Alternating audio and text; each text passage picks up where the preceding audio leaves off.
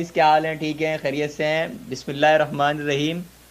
اس وقت ابھی ہم موجود ہیں ہارون رشید کے پاس، جو کہ سول لائن میں رہتے ہیں، اور ان سے ہم کچھ اسلامی انقلاب کے بارے میں کچھ تفصیلات معلوم کریں گے، جو کہ ہارون بھائی کیسے ہیں آپ؟ ٹھیک ہیں، اللہ کا شکر ہے. سب سے خیریت پہلے سے ہیں؟ تو میں آپ کا شکریہ ادا کروں گا کہ آپ کراچی سے یہاں تشریف لائے اور اس پوڈ کاسٹ کو ممکن بنایا آپ نے آج کی تاریخ کے اندر. اس کا میں آپ کے لیے بہت بہت مشکور ہوں آپ کا. بہت بہت شکریہ آپ کا بھی کہ آپ نے ہمیں ٹائم دیا. تو دیکھیں، سوال یہ ہمارا ہے کہ پہلا، کہ زندگی کا مقصد کیا ہے؟ او ہو شروع ہی آپ نے ایسے سوال سے کیا. زندگی کا مقصد کیا ہے؟ جی یہ ایک ایسا سوال ہے جس کے پیچھے آج تک آنے والے جتنے فلسفی تھے وہ سب اس سوال کے پیچھے پڑے رہے. آپ کا ارسطو سے لے کے ایمانوئل کانٹ وغیرہ، یہ سب اس سوال کے پیچھے کہ زندگی کا مقصد کیا ہے، کیونکہ یہ ایک ایسا سوال ہے کہ جس کا جواب آپ کو سائنس نہیں دے پائی ہے آج تک. اس کا جو جواب ہے وہ کئی جگہوں پہ آپ کہیں فلسفہ آپ دیکھیں، کہیں بھی دیکھیں، یا تو آپ اس کے جواب کے لیے آپ فلسفے کی طرف جائیں گے، یا پھر آپ اس کے جواب کے لیے کسی فیتھ کی طرف، کسی مذہب کی طرف جائیں گے. کیونکہ ہم مسلمان ہیں اور ہم ادھر پاکستان کے اندر رہتے ہیں، الحمدللہ ہم سب مسلمان ہیں. تو جو ہم سب کا بیسک زندگی کا مقصد ہے وہ اللہ نے اپنی قرآن کے اندر فرما دیا کہ میں تمہیں نہیں بھیجا مگر اس لیے بھیجا ہے کہ تم میری عبادت کرو. اب عبادت سے ایک جو مسئلہ ہے یہ لیا جاتا ہے کہ آپ نماز پڑھیں، زکوٰۃ دیں، صدقہ دیں، یہ چیزیں عبادت کا حصہ ہیں، مگر یہی عبادت نہیں ہے. جو عبادت کا لفظ ہے وہ دراصل نکلا ہے لفظ عبد سے. اب عبد عبد عربی کے اندر کہتے ہیں بندے کو. بندے کو اس طریقے سے آپ لیں کہ آپ اللہ کے ایک بندے ہیں، آپ اللہ کے غلام ہیں، اور جو اس نے آپ کو حکم دیا ہے آپ کو وہ کرنا ہے. کیا اللہ نے آپ کو صرف نماز روزے کا حکم دیا ہے؟ عادل بھائی، اللہ نے آپ کو خالی نماز روزے کا حکم نہیں دیا، آپ کو معاملات صحیح کرنے کا حکم دیا ہے، آپ کو ادب کا حکم دیا ہے، آپ کو معاشی نظام کے اندر کس طریقے سے آپ کو اکنامک سچویشن کو لے کے چلنی ہے، کس طریقے سے اپنے معاملات کو لے کے چلنا ہے، ان سب چیزوں کا حکم دیا ہے. یہ بھی عبادت کے زمرے کے اندر آتا ہے. اچھا، ایک سوال میرا اور تھا، دینی اور دنیاوی تعلیم میں کیا فرق ہے، آپ بتائیں گے؟ دیکھیں، اگر ہم اس کو کنسائز کر کے بات کریں تو دینی تعلیم اور دنیاوی تعلیم بیسکلی ایک ہی تعلیم ہے، اور دونوں ایک ہی چیز کا حصہ ہیں. انسان کی زندگی خالی دنیا کے اندر آنے سے لے کے قبر تک جانے کا نام نہیں ہے. انسان کی زندگی دنیا کے اندر آنے سے لے کے قیامت کے دن تک کا نام ہے. بے جو شک. دنیاوی تعلیم ہے وہ آپ کی دنیا کے سفر کے اندر آپ کی مدد کرے گی. اس کے مقابلے کے اندر جو آخروی تعلیم ہے وہ آپ کی دنیا کے اندر بھی مدد کر رہی ہے، اور آخرت کے اندر بھی جو آپ کا آخرت کا سفر ہے اس کو آسان کر رہی ہے. مگر دیکھیں، ایک بات، ایک سوال اور اٹھا ہے اسی حوالے سے. سیکولرزم اور لبرلزم میں جو یہ ایک طرف نماز پڑھنے کا بھی حکم دیتے ہیں یہ، اور دوسری طرف یہ غلط کام بھی کرتے ہیں جو سیکولر حضرات ہو رہے ہیں، بالکل اس بالکل. اس حوالے سے آپ کچھ اپنے الفاظ بیان کریں. ایک سب سے پہلے تو آپ سیکولر لفظ کا مطلب سمجھیں. سیکولر لفظ کی جو آئیڈیالوجی ہے وہ نکلی ہے انقلاب فرانس کے بعد. انقلاب فرانس کے اندر 3 نعرے بلند ہوئے تھے: لبرٹی کہ ہم سب آزاد ہیں، ایکویلٹی ہم سب برابر ہیں، اور فریٹرنیٹی کہ ہم سب ایک ہی قوم کا ایک ہی طرح کے لوگ ہیں. یہ 3 نعرے بلند ہوتے.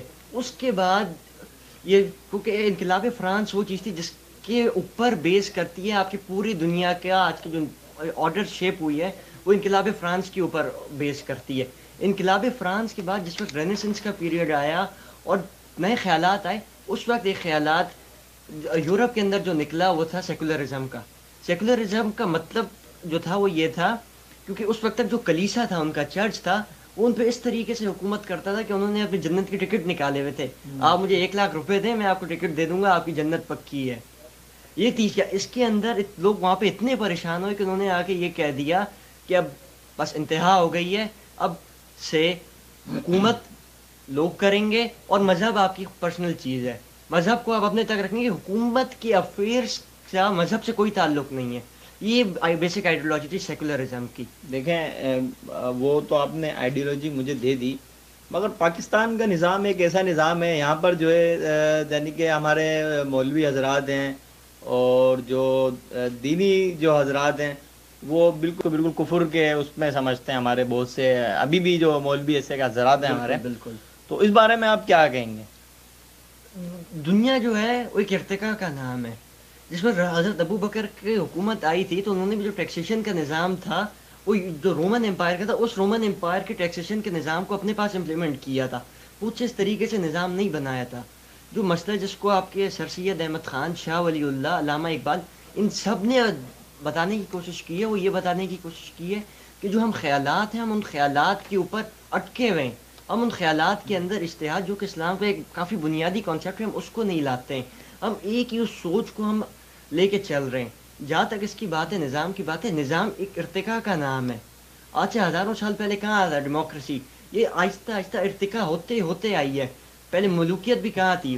بادشاہت بھی تو آپ کی بات کے اندر آئی ہے، شروع کے اندر تو کوئی بادشاہت کا سسٹم نہیں تھا، یہ تو پھر میسوپوٹیمین کے اندر آئی ہے۔ اب وہ تو جیسے ملوکیت کی بات کریں گے تو بہت لمبا ہم چلے جائیں گے اس پہ، چلے میں ایک چیز اور پوچھ لیتا ہوں، مسلمانوں کے عروج اتنا تھا اور پھر اس کی زوال کی وجہ کیا بنی؟ عروج کی وجہ جس وقت مسلمان، اب یہ دیکھیں نا، نکلے کہاں سے مسلمان؟ نکلے مسلمان عرب کی سرزمین کے اندر سے تھے، جدھر نہ پانی تھا نہ کھانے کو تھا۔ وہاں سے جس وقت مسلمان پہنچے، اس وقت ان کے اندر کیا چیز ان کو موٹیویٹ کرتی تھی؟ وہ ان کا ایمان تھا۔ اس جگہ سے مسلمان نکل کے جس وقت روم کی اور فارس کے خزانے ان کے ہاتھ پہ لگے، اس وقت وہ اتنی چیزوں سے ایک وقت پہ ایکسپوز ہو گئے کہ وہ اپنے آپ کو سنبھال نہیں پائے کہ ہم دین کو بھی ایک ساتھ طرح لے کے چلیں اور ان کو بھی لے کے چلیں۔ اس وقت پہ انفارچونیٹلی ہمارے ساتھ ایسا ہوا کہ ہم لوگوں نے اس نئی چیز کو مطلب اس طریقے سے اڈیپٹ کر کے اس کو چینج نہیں کیا، ہم نے اس کو فوراً ہی ریجیکٹ کر دیا۔ ریجیکٹ جب ہم نے کیا تو جو لوگ تھے، کیونکہ اب ظاہری بات ہے آپ کسی چیز کو منع کر رہے ہیں تو دل تو کرے گا وہ کرنے کی، یہاں کے لوگ اس چیز کی طرف مائل ہونا شروع ہو گئے کہ میں جاؤں، جا کے ہم اس چیز کو دیکھیں۔ اس کے اندر ایک وقت کی آپ کے پاس اتنا پیسہ آ گیا کہ اندلس سے لے کے، اسپین سے لے کے کاشغر تک آپ کی حکومت تھی۔ اس حکومت کے اندر آپ کے پاس اتنا ویلتھ آ گئی، اتنی ویلتھ آ گئی کہ آپ یہ سمجھ نہیں پائے کہ آپ اس ویلتھ کا کریں کیا۔ تو انفارچونیٹلی جہاں پہلے آپ نماز روزے، آپ کے زکوٰۃ کا سسٹم چل رہا تھا، وہیں پہ پھر آپ لوگوں نے عیاشی کرنا شروع کر اچھا، دی۔ ایک سوال اور یہ تھا کہ عرب کے جو شیخ تھے اس دور کے اندر ترکوں کے ساتھ کیا غداری کری تھی؟ یہ خلافت عثمانیہ کے زوال کی بات ہے۔ عربوں نے جو بیسک کام کیا وہ یہ کیا کہ جس وقت جو برطانیہ تھا، برطانیہ نے دوسری جنگ عظیم کے اندر، اور نہیں سوری، پہلی جنگ عظیم کے اندر جو یہ عرب کی سرزمین تھی، اس سرزمین کے اندر عربوں سے جا کے معاہدہ کیا کہ آپ ہمارے ساتھ ہماری مدد کریں اس جنگ کے اندر، آپ خلافت عثمانیہ کی مدد نہیں کریں گے، آپ ہماری مدد کریں گے، اور اس مدد کے نتیجے کے اندر ہم آپ کو آپ کی سرزمین، عرب کی سرزمین دیں گے بشمول فلسطین۔ ہم آپ کو عرب کی سرزمین بشمول فلسطین دیں گے۔ اس سرزمین کے اندر جو مسلمانوں کے قافلے، جو ترکیوں کے قافلے شام کی طرف اور جو عثمانیوں کے، ان کے برطانویوں کے خلاف لڑنے جاتے، ان پہ پھر عربوں نے حملہ کرنا شروع کر دیا۔ ان کو ان اے سینس سپلائی نہیں دی۔ جب سپلائی نہیں دی تو وہاں سے ان کو نقصان ہونے لگ گیا، جس وجہ سے آپ کے خلافت عثمانیہ کو آخر میں ڈیزالو ہونا پڑ گیا۔ اچھا، موجودہ دور میں معاشی نظام کو کس کے تحت دیکھتے ہیں آپ؟ یہ بڑا لمبا ٹاپک ہے، لیکن اگر ہم اس کو بیسک ان شارٹ کے اندر کریں تو جو موجودہ معاشی نظام ہے وہ ایک دھوکے کے اندر، دھوکے کا نام ہے۔ آپ کا جو نوٹ ہے وہ نوٹ ایک دھوکے سے بڑھ کر کچھ بھی نہیں ہے کہ اس کے اوپر 1000 روپے 5000 روپے لکھے ہوئے، وہ ایک دھوکہ ہے۔ جو آپ کا پورا معاشی نظام چل رہا ہے یہ ایک فریکشنل ریزرو بینکنگ سسٹم کے نام سے ہے، جس سے آپ ممکن ہے آپ اس سے متعارف ہوں۔ اس نظام کے اندر بیسکلی یہ ہے کہ آپ نے 1000 روپے اپنے بینک کے اندر دیے، بینک نے 1000 میں سے 900 روپے جو ہیں وہ کسی کو ادھار کے طور پہ دے دیے، 900 روپے ادھار کے طور پہ دے دیے، بینک کے پاس نہیں ہے، اور 100 روپے اس نے آپ کے رکھ لیے۔ تو آپ کی نظر کے اندر بینک کے پاس، آپ کے پاس بینک کے 1000 روپے ہیں، لیکن بینک کی نظر کے اندر اس کے پاس 1000، بینک بھی خود کہہ رہا ہے کہ میرے پاس آپ کے 1000 روپے ہیں، لیکن ایکچوئل کے اندر اس کے پاس صرف 100 روپے ہیں، کیونکہ 900 روپے وہ ادھار پہ دے چکا ہے۔ موجودہ معاشی نظام کے، اور جو پھر آپ مزید اس کے اندر آتے رہیں تو جس کو اسلام نے منع کیا سود سے، اس سود کو آپ نے اتنا اندر ڈال دیا ہے اس کے اندر کہ آپ کی اس وقت مہنگائی بھی، آپ کی ریسیشن، اکنامک انفلیشن، یہ سب چیزیں، جی ڈی پی وغیرہ، یہ سب آپ کی اس چیز سے لنک ہو گئی ہیں، معیشت سے اور پیسے سے۔ اچھا، اسلامی معاشی نظام کیا ہے، آپ یہ بتائیں۔ اسلامی معاشی نظام بھروسے کا نام ہے۔ اسلام کے اندر جو آپ کا موجودہ فائنینشیل سسٹم ہے اس کے اندر خالی پروفٹ میکنگ کے اندر فوکس کیا جاتا ہے۔ آپ نے مجھے 2 لاکھ روپے دیے، میں آپ کو ہر مہینے سود کی بیسس کے اوپر پیسے دیتا رہا ہوں، جس کو آپ پروفٹ کا نام لے کے لیتے رہیں گے، اور میں ان 2 لاکھ کو دبا دوں، جو بھی کروں وہ میرے اوپر ہے۔ لیکن اسلام نے جو کام کیا، اسلام نے پارٹنرشپ کا، برادری کا کانسیپٹ دیا کہ آپس کے اندر بھائی چارہ قائم ہو۔ وہ اس طریقے سے جو اسلام کے اندر مزاربت کا کانسیپٹ ہے، اس کانسیپٹ کے اندر آپ بھی پارٹنر ہیں، میں بھی پارٹنر ہوں، میں ورکنگ پارٹنر ہوں، آپ انویسٹر ہیں، تو پارٹنرشپ ہو گئی نا ہماری بیسکلی. تو آپ بھی یہ دیکھیں گے کہ کہیں میرا نقصان نہ ہو، میں دیکھوں گا آپ کا نقصان نہ ہو. اس سے معاشرے کے اندر ٹرسٹ بلڈ ہوگا، وہ ہمارے موجودہ معاشی نظام کے اندر نہیں ہے. اچھا، ایک سوال میرا یہ تھا کہ بر صغیر کی اتنی ساری شخصیات گزری ہیں، تو ان شخصیات میں سے آپ کس سے زیادہ متاثر ہیں؟ قائد اعظم محمد علی جناح، سر، تو بر صغیر کی جو شخصیت ہیں ان کے اندر سے ہاں. سب سے پہلے جن کو میں کہتا ہوں جنہوں نے موجودہ دور کے اسلام کو شکل دی ہے، موجودہ دور کے اندر اسلام کو پیش کرنے کے اندر جن کا بہت بڑا کردار ہے، اور جن کو میں دل سے ایڈمائر کرتا ہوں کہ اگر میرے پاس ٹائم مشین ہو تو میں جا کے ان سے مل کے آؤں، ان کا نام شاہ ولی اللہ ہے. شاہ ولی اللہ صاحب، شاہ سبحان ولی اللہ. اللہ، ماشاء اللہ، شاہ ماشاء ولی اللہ، اللہ وہ شخص ہیں کیا جن، نام لے دیا آپ نے، ماشاء اللہ، ماشاء اللہ. نہیں، یہ حقیقت کے اندر ایک ایسی ہستی ہیں کہ ایسی ہستی ہزاروں سالوں میں ایک بار پیدا ہوتی ہے. بالکل سب سے پہلے تو شاہ ولی اللہ.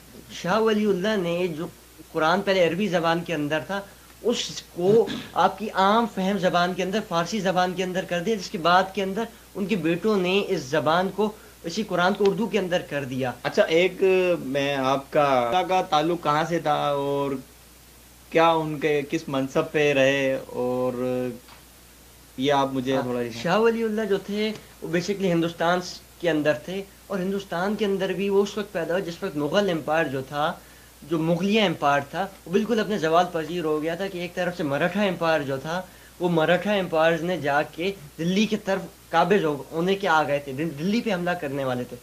وہ اس دور کے اندر اسلام کو دیکھ رہے تھے کہ اسلام پستی کا شکار ہے، انگریز بھی آ رہے ہیں، ڈچ بھی آ رہے ہیں، اسلام زوال پذیر ہو رہا ہے، پھر ہندوؤں کی، عیسائیوں کی جو رسومات ہیں وہ مل رہی ہیں. یہ اس زمانے کے تھے. اس کے اندر شاہ ولی اللہ نے جو سب سے اہم کام کیا وہ احمد شاہ ابدالی کو، جو افغانستان میں تھے، ان کو خط لکھا. انہوں نے اپنی قلم کی طاقت سے احمد شاہ ابدالی کو خط لکھا. اس کے مقابلے کے اندر احمد شاہ ابدالیوں نے آ کے جو تیسری پانی پت کی جنگ ہوئی ہے اس کے اندر مراٹھاؤں کو ختم کر کے رکھ دیا، جس کے بعد مراٹھا امپائر کبھی اٹھ نہیں پایا، اس طاقت سے وہ نہیں اٹھ پایا. دوسرا، شاہ ولی اللہ نے اپنی قرآن کو عام فہم زبان کے اندر کر دیا. اس سے پہلے یورپ کے اندر میں آپ کو بتاؤں کہ یورپ کے اندر اس چیز کے اوپر بہت زیادہ فتنہ ہوا تھا کہ جو بائبل ہے وہ اپنی لیٹن زبان کے اندر ہی رہے، بائبل کا ترجمہ نہ ہو. اس کے اوپر مارٹن لوٹر ایک نام کا بندہ تھا جو پروٹیسٹنٹ فرقے کا بانی ہے عیسائیت کے اندر، اس نے آ کے اس کے خلاف پوری ایک تحریک چلائی تھی جو کہ جرمنی وغیرہ ان جگہوں پہ شروع ہوئی تھی کہ ہم جو بائبل ہے، اپنی جو ہماری انجیل ہے، ہم اس کو اپنی زبان کے اندر سمجھیں. وہ شاہ ولی اللہ نے اس چیز کو دیکھ کے اس ہمارے پاس اردو زبان کے اندر اور فارسی زبان کے اندر کر دیا تھا. اس کے ساتھ ساتھ جو خطبہ حجۃ البالغہ کے اندر انہوں نے بہت ہی پیارے انداز کے اندر اسلام کو ہمیں ایکسپلین کیا ہے. بہت بہت شکریہ آپ کا. میرا ایک آخری جو سوال ہے وہ میں آپ سے کرنا چاہوں گا، تو آپ مجھے بتائیں پاکستان کی اہم شخصیات اور بھی ہیں کچھ، اس کے بارے میں آپ مجھے بتائیں. اہم شخصیات پاکستان جنہوں نے بنایا، پاکستان کے بانیوں میں سے سب سے پہلے جو سب سے اہم جو ہمارے پاس آئے وہ ہمارے پاس آئے علامہ اقبال. علامہ اقبال کو افسوس لوگ جانتے اس طریقے سے نہیں ہیں، ہم نے خالی ان کو ایک شاعری کے انداز کے اندر لکھا ہوا ہے. اگر آپ علامہ اقبال کی کتاب ریکنسٹرکشن آف ریلیجیس تھاٹ پڑھ کے دیکھ لینا آپ کو پتہ لگ جائے گا اقبال کیا چیز تھی. اقبال نے اپنی شاعری کے اندر وہ باتیں چھپائی ہوئی ہیں جس کا آج دن تک آپ کو دکھے گا. دوسرا، موجودہ دور کے اندر اگر ہم دیکھیں کہ جو لوگ پاکستان کو واقعی کے اندر بحالی کی راہ پہ لا سکتے ہیں، جو کہ جن پہ میں یہ کہہ سکتا ہوں کہ اگر ان لوگوں کو آپ نے ایک کمیٹی بنا کے ان کے فیصلوں کو آپ نے لینا شروع کر دیا نا تو یقیناً پاکستان ترقی کی راہ کے اندر آئے گا. اس کے اندر سب سے پہلے ہمارے پاس فیصل ورائد صاحب ہیں، دیکھو سنو جانو کے جو ہیں بہت کمال کے بندے ہیں، بہت بہترین کام کر رہے ہیں. اس کے بعد ہمارے پاس ایک تیمور الرحمان ہے، وہ بھی بہت بہترین بندے ہیں. ایک شاہ رخ ندیم ہے ہمارے پاس. اس طریقے کے جو لوگ ہیں، اگر ان سب کو ہم نے جمع کرنا شروع کر دیا نا تو اس کے بعد آپ دیکھیں گے. ایک سوال اور یہ تھا، سراج الحق صاحب کے بارے میں آپ کیا کہیں کہ وہ پاکستان کے لیے کیا کام کر رہے ہیں؟ اور سراج الحق کے بارے میں ان سچ و اتنا کو جانتا نہیں ہوں، لیکن جو ان کا مقصد ہے اسلامی نظام لانے کے اوپر اور پاکستان کو واقعی میں اسلامی اسٹیٹ بنانے کے اوپر، اس کو میں دل سے ایڈمائر کرتا ہوں. کیونکہ وہ بندے، ان کی شخصیت جو میں نے دیکھی ہے ان کا اورا ہی الگ ہے. ایک طرف تمام سیاستدان اور ایک طرف وہ، ان کا اورا ہی الگ ہے. صحیح، چلیں ٹھیک ہے. اور اچھا، ایک سوال اور یہ تھا کہ نعیم الرحمان آج کل جو کراچی کے اندر اور اس بارے میں آپ بتائیں نعیم الرحمان کے بارے میں. نعیم الرحمان کراچی کے سیاست کے اندر ایک ہاں. ایلین کی طرح ہے. ان جیسا بندہ، ان جیسے ایپٹیٹیوڈ کا بندہ کراچی نے دیکھا نہیں ہے. ایک الطاف حسین آئے تھے لیکن وہ ذرا الگ راہ پہ نکل گئے. ان جیسی شخصیت کا بندہ نہیں ہے. میں جتنا میں نے ان کو دیکھا ہے، جتنا میں نے ان کو سنا ہے، میں یہ چیز ضرور کہہ سکتا ہوں کہ اگر آپ نے کراچی ان کے ہاتھ میں دے دیا، جس طریقے سے وہ بات کر رہے ہیں، جو ان کا پیشن ہے، جو ان کا اخلاق ہے، ان چیزوں سے وہ کراچی کو واقعی کے اندر پاکستان کا دارالخلافہ جس زمانے میں ہوا کرتا تھا اس زمانے کی شکل میں لا سکتے ہیں. بہت بہت شکریہ. اس وقت ابھی ہم ہارون صاحب کے پاس سول لائن حیدرآباد میں موجود تھے، جو کہ بلوایا تھا انہوں نے ہمیں. احمد بھائی کے بیٹے ہمارے دوست ہیں بہت اچھے، جو ماشاء اللہ بہت اچھا آپ کے ساتھ پوڈ کاسٹ رہا. بالکل تو پھر بالکل کبھی انشاءاللہ آپ سے ملاقات کریں بالکل. گے. بہت شکریہ.